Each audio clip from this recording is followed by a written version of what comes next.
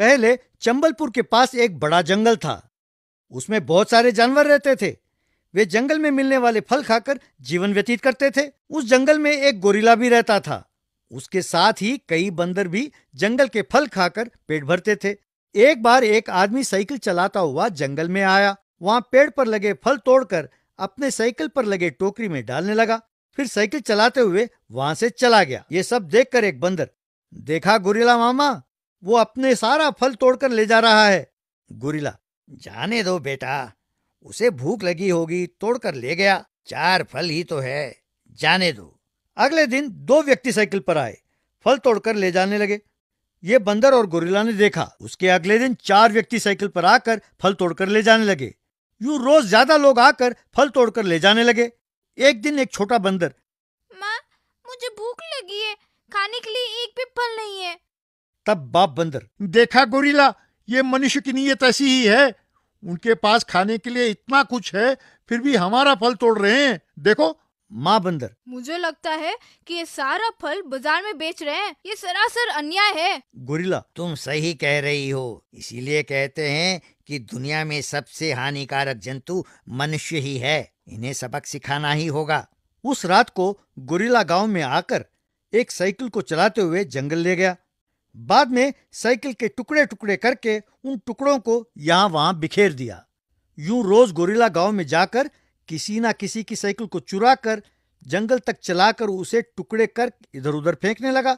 हर रोज cycle गायब होने लगे तो लोग जमींदार के पास आए। एक स्त्री, साहब, हर रोज हमारे गांव से एक साइकिल गायब हो रहा है। कल मेरे पति का साइकिल गायब हो गया।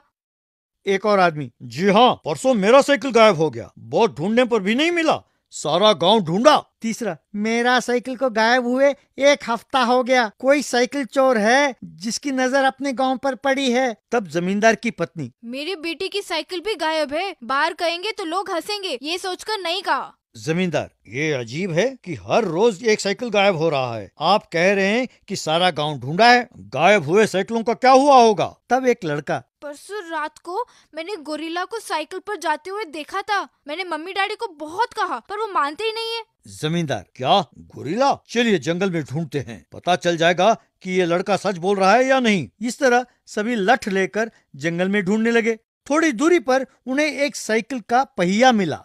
थोड़ा आगे गए तो एक साइकिल का हैंडल मिला। यूं एक एक पुर्जा मिलने लगा।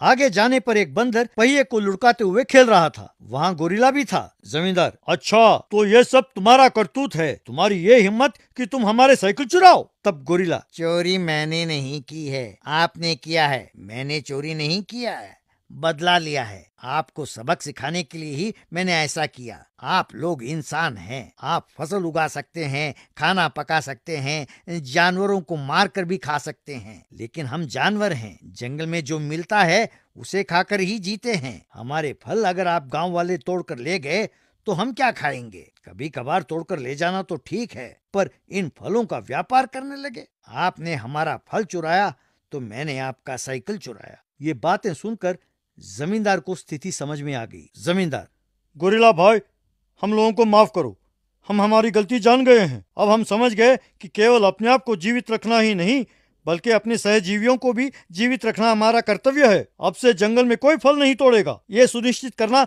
मेरी जिम्मेदारी है। उस दिन से गांव वालों ने फल तोड़ना बंद कर दी।